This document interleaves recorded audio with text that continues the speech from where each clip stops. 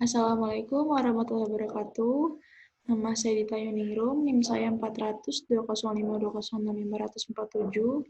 Saya dari Bahasa Sinterapan kelas A, Universitas Diponegoro, Angkatan 2020.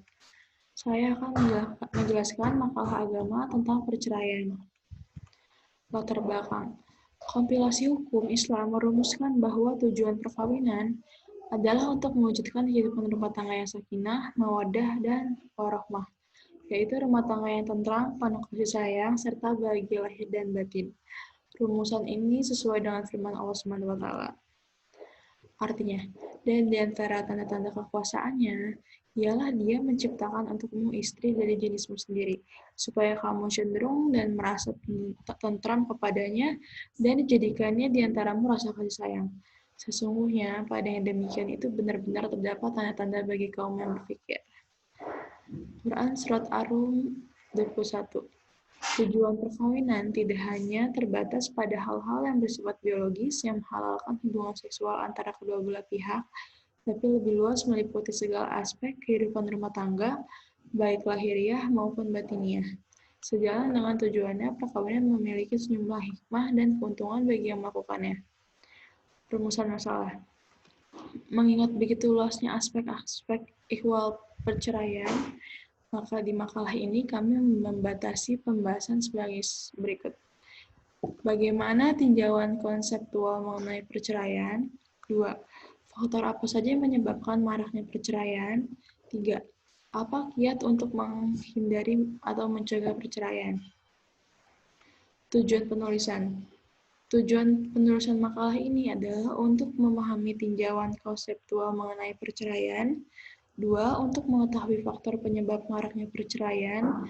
3. Untuk mengetahui kiat-kiat atau mencegah perceraian. Bab 2. Pembahasan. Pengertian perceraian.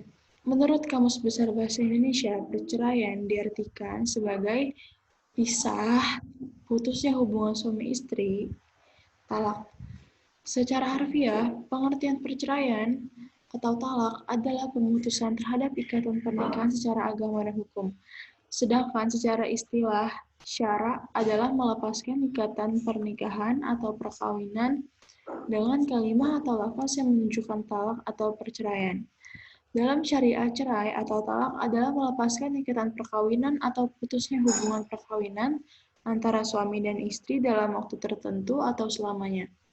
Dalam Islam, perceraian merupakan sesuatu yang tidak disukai oleh Islam tetapi dibolehkan dengan alasan dan sebab-sebab tertentu. Perceraian boleh dilakukan dengan cara talak, fasah, dan khuluk atau tebus talak. B. Dalil-dalil tentang perceraian. Islam membimbing umatnya agar tidak memecah belah persaudaraan di antara sesama muslim. Pernikahan adalah salah satu sunnah Rasulullah SAW yang akanlah kita mendapat pahala jika melakukannya. Namun, ketika pernikahan tersebut membuat seseorang atau masing-masing pasangan yang menikah merasa tersiksa secara lahir dan batin akibat sebuah ikatan bersama, maka dihalalkan bagi mereka untuk melakukan perpisahan rumah tangga. Dalil tentang perceraian diantaranya adalah sebagai berikut. Allah telah berfirman yang artinya, talak yang dapat dirujuk kembali itu 2 kali. Sesudah itu boleh rujuk lagi dengan cara yang makruf atau menceraikan dengan cara yang baik. Quran Surat Al-Baqarah 229. Artinya, talak yang dapat dirujuk 2 kali. Setelah itu boleh rujuk lagi dengan cara yang makruf atau menceraikan dengan cara yang baik. Tidak halal bagi kamu mengambil kembali sesuatu dari yang telah kamu berikan kepada mereka, kecuali kalau keduanya khawatir tidak akan dapat menjalankan hukum-hukum Allah. Jika kamu khawatir bahwa keduanya suami istri tidak dapat menjalankan hukum-hukum Allah, maka tidak ada dosa atas keduanya tentang bayaran yang diberikan oleh istri untuk menebus dirinya. Itulah hukum-hukum Allah, maka janganlah kamu melanggarnya. Barang siapa yang melanggar hukum-hukum Allah, mereka itu orang-orang yang zalim. Quran Surat Al-Baqarah 29. Firman Allah Subhanahu wa Ta'ala di surah At-Talaq ayat 2 yang artinya, maka rujukilah mereka dengan cara yang baik, atau ceraikanlah mereka dengan cara yang baik pula.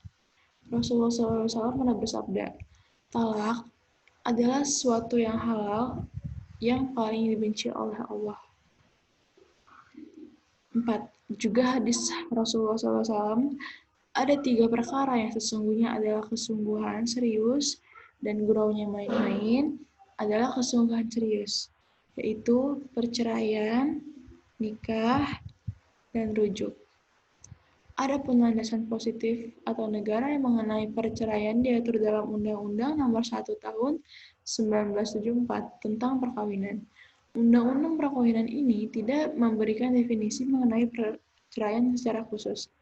Pasal 39 ayat 2 UU Perkawinan serta penjelasannya secara jelas menyatakan bahwa perceraian dapat dilakukan apabila sesuai dengan alasan-alasan yang ditentukan. Definisi perceraian di pengadilan agama itu dilihat dari putusnya perkawinan. Putusnya perkawinan di UUP dijelaskan yaitu 1 karena kematian, 2 karena perceraian, 3 karena putusnya pengadilan. C. Hukum perceraian atau talak. Hukum talak atau perceraian itu beragam, yaitu bisa wajib, sunnah, makruh, haram, mubah. Dengan rincian sebagai berikut. 1. Perceraian hukumnya wajib. Apabila suami istri tidak dapat didamaikan lagi, 2 orang wakil daripada pihak suami dan istri gagal membuat kata sepakat untuk perdamaian rumah tangga mereka. Apabila pihak pengadilan berpendapat bahwa talak adalah lebih baik jika tidak diceraikan dalam keadaan demikian, maka berdosalah suami. 2. Perceraian hukumnya haram apabila suami menceraikan istri ketika sedang haid atau nifas. B. Ketika keadaan suci yang telah ditubuhi. C. Ketika suami sedang sakit yang bertujuan menghalang istri daripada menuntut harta pusakanya. D. Menceraikan istri dengan talak 3 sekaligus atau talak 1 tetapi disebut berulang kali sehingga cukup 3 kali atau lebih. 3. Perceraian hukumnya sunnah apabila suami tidak mampu menanggung nafkah istrinya dan istrinya tidak menjaga martabat dirinya. Perceraian hukumnya makruh apabila suami menjatuhkan talak kepada istrinya yang baik, berakhlak mulia dan mempunyai pengetahuan agama. 5. Perceraian hukumnya mubah apabila suami lemah keinginan nafsunya atau istrinya belum datang haid atau telah putus haidnya. Jenis-jenis perceraian. Dalam Islam terdapat beberapa jenis perceraian yaitu seperti berikut. 1. Talak. Talak merupakan kalimat bahasa Arab yang bermaksud menceraikan atau melepaskan. Berdasarkan istilah syara ialah melepaskan ikatan pernikahan atau perkawinan dengan kalimah atau lafaz yang menunjukkan talak atau perceraian. Jika suami melafazkan kalimat ini ke atas istrinya, maka dengan sendirinya mereka berdua telah berpisah dan istrinya dan berada dalam keadaan ibadah. Jika semasa istri di dalam iddah dan kedua pasangan ingin berdamai, mereka boleh rujuk semula tanpa melalui proses pernikahan. Sebagaimana firman Allah SWT di surah At-Talaq ayat 2 yang bermaksud, maka rujukilah mereka dengan cara yang baik atau ceraikanlah mereka dengan cara yang baik pula. Cerai talik. Talik artinya mensyaratkan atau menggantungkan sesuatu kepada sesuatu yang lain. Cerai talik ini berlaku dalam beberapa hal. A. Talik yang diucapkan suami di hadapan kadi dan saksi setelah ijab kabul sebagaimana yang termaktub di dalam akta pernikahan. Perceraian seperti ini hanya boleh ditetapkan oleh hakim di dalam perbicaraan. Perkara ini berlaku jika istri ingin menuntut perceraian di hadapan hakim, sementara suami tidak mau menceraikan istrinya dan belum melafazkan talak kepadanya. Istri dikehendaki membuktikan bahwa suaminya telah melanggar perjanjian yang telah dibuat sewaktu-waktu menikah dahulu. Jika hakim mendapati suami telah melanggar taklid dengan bukti-bukti yang jelas, maka dikemukakan oleh istri dalam perbicaraan. Maka hakim berhak memisahkan kedua pasangan dan menghukumkan jatuh talak ke atas istri. B. Taklik yang diucapkan oleh suami kepada istrinya sebagai contoh. Jika kamu keluar rumah ini, maka jatuhlah talak kepadamu. Jika istri tetap keluar dari rumah tersebut setelah memahami ucapan yang dibuat oleh suaminya, maka jatuhlah talak atasnya. Tetapi jika ada lafaz tambahan, umpama kalimat hari ini dalam lafaz yang diucapkan oleh suami, jika istri keluar dari rumah pada esok hari, lusa atau sebagainya, maka tidaklah jatuh talak ke atasnya. Ketiga, fasakh. Fasakh berarti memutuskan pernikahan. Perkara ini hanya boleh diputuskan apabila pihak istri membuat pengaduan kepada pengadilan dan hakim menetapkan setelah persidangan. Fasakh bisa berlaku dengan beberapa sebab, diantaranya suami telah mengabaikan pemberian nafkah atau tidak memberi nafkah untuk selamanya 3 bulan. Suami telah dihukum penjara selama 3 tahun atau lebih dan hukuman itu telah menjadi ketetapan. Suami tidak menjalankan kewajiban-kewajibannya sebagai seorang suami terhadap istrinya selama 1 tahun dengan tanpa sebab yang jelas. Suami lemah syahwat pada masa pernikahan dan terus-menerus begitu. Suami gila atau mengidap penyakit parah dan butuh waktu yang panjang untuk menyembuhkannya, atau tidak ada harapan sembuh dan jika diteruskannya, perhubungan suami istri akan mengganggu kesehatan istri. Terakhir, suami yang berlaku kejam terhadap istri. Kulu berarti tanggal. Menurut pengadilan syara, kulu adalah perceraian yang diminta oleh istri kepada suaminya dengan memberi uang atau sebagainya sebagai dispensasi perceraian. Di kalangan masyarakat Melayu, kulu juga membawa maksud tebus talak. Perkara ini berlaku disebabkan beberapa hal yang tidak disenangi oleh istri tersebut terhadap suaminya. Jenis-jenis talak. Talak beberapa jenis talak di dalam perceraian. Jenis-jenis talak ini dikategorikan sebagai berikut. 1. Talak raji. Talak raji membawa maksud talak yang boleh dirujuk kembali semasa istri dalam iddah dengan lafaz-lafaz tertentu dan pasangan tidak dikehendaki melalui majelis ijab dan kabul. Talak yang dilafazkan oleh suami hanya disebut raji jika ia merupakan talak pertama atau talak yang kedua. Talak batah. Talak batah adalah talak yang dilafazkan oleh suami kepada istrinya untuk selama-lamanya. Umpamanya, perkataan suami kepada istrinya, "Aku ceraikan kau buat selama-lamanya." Menurut pandangan Imam Syafi'i, talak seperti ini hanya jatuh menurut niatnya. Jika suami berniat 1, maka talak hanya disabitkan 1. Tetapi jika dia berniat 3, maka talak 3 jatuh 3. Talak bain.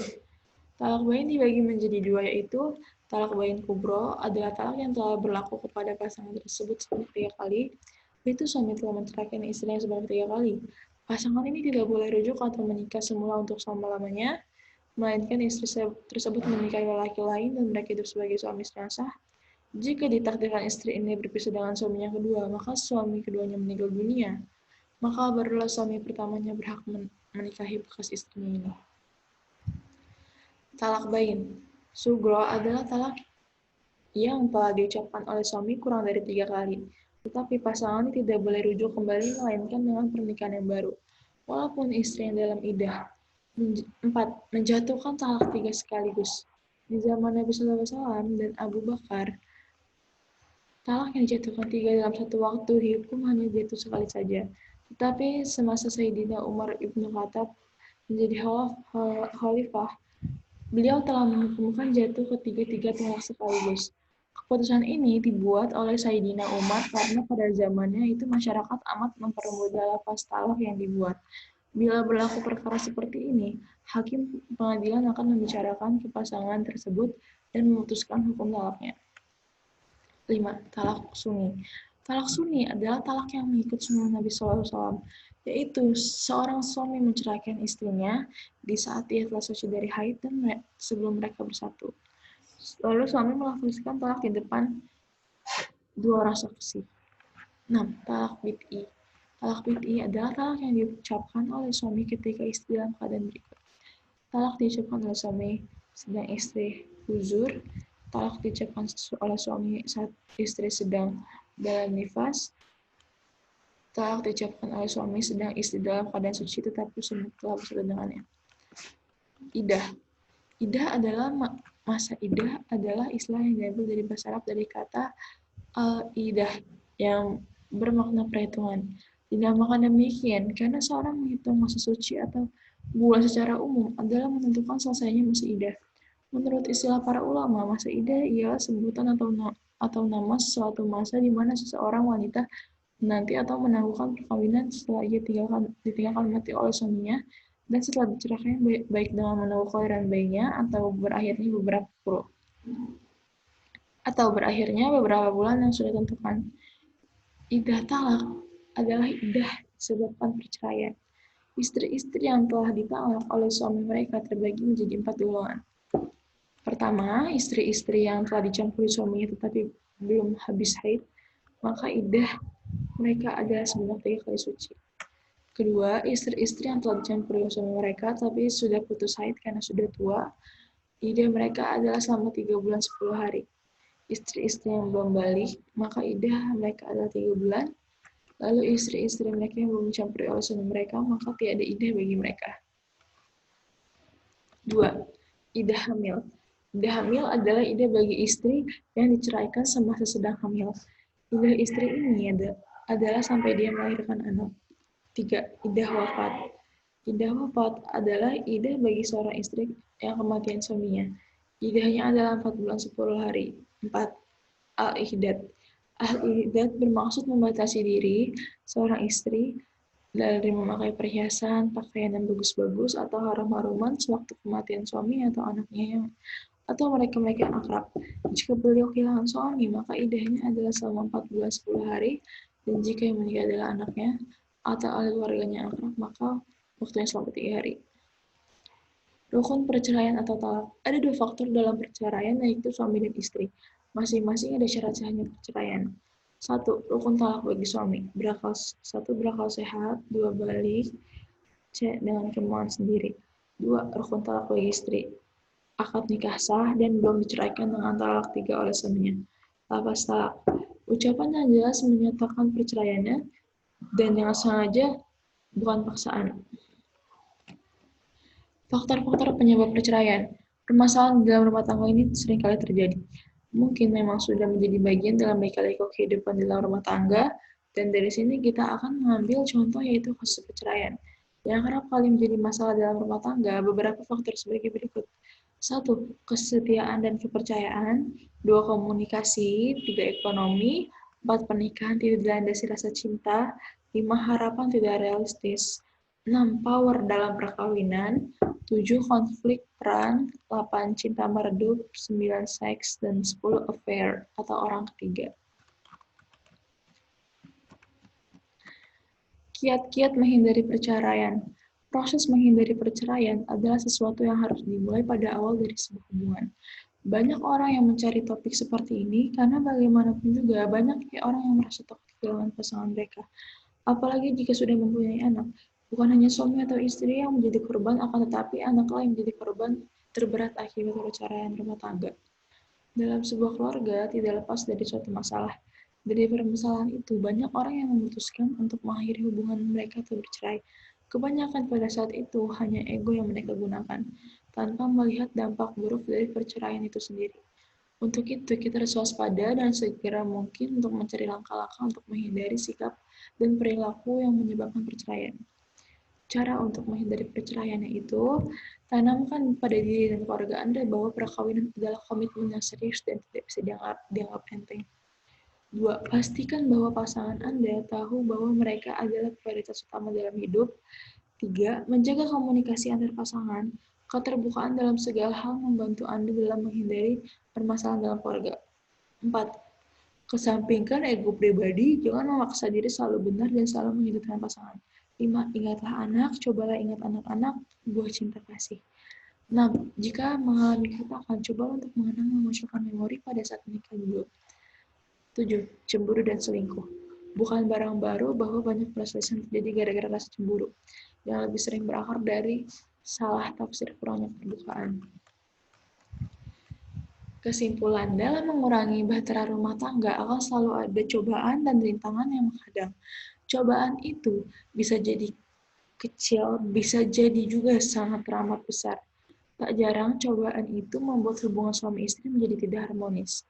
Penyebabnya beragam, lemahnya komunikasi, affair dengan pihak ketiga, dan lain-lain. Islam sendiri memperbolehkan perceraian seperti yang disabdakan oleh Rasulullah SAW. Perbuatan halal yang paling dibenci Allah adalah perceraian. Hadis di atas jelas memberikan gambaran bolehnya perceraian. Namun juga perlu digarisbawahi adalah bahwa perceraian itu adalah hal yang paling dibenci Allah. Artinya sebisa mungkin kita menghindari perceraian. Adapun kiat-kiat menghindari perceraian diantaranya dengan peningkatan rasa kepercayaan dan kesetiaan juga komunikasi yang baik. Dengan begitu diharapkan perceraian bisa dihindari sejauh mungkin. Sekian dari saya, kurang lebihnya saya mohon maaf jika ada kekurangan. Terima kasih. Wassalamualaikum warahmatullahi wabarakatuh.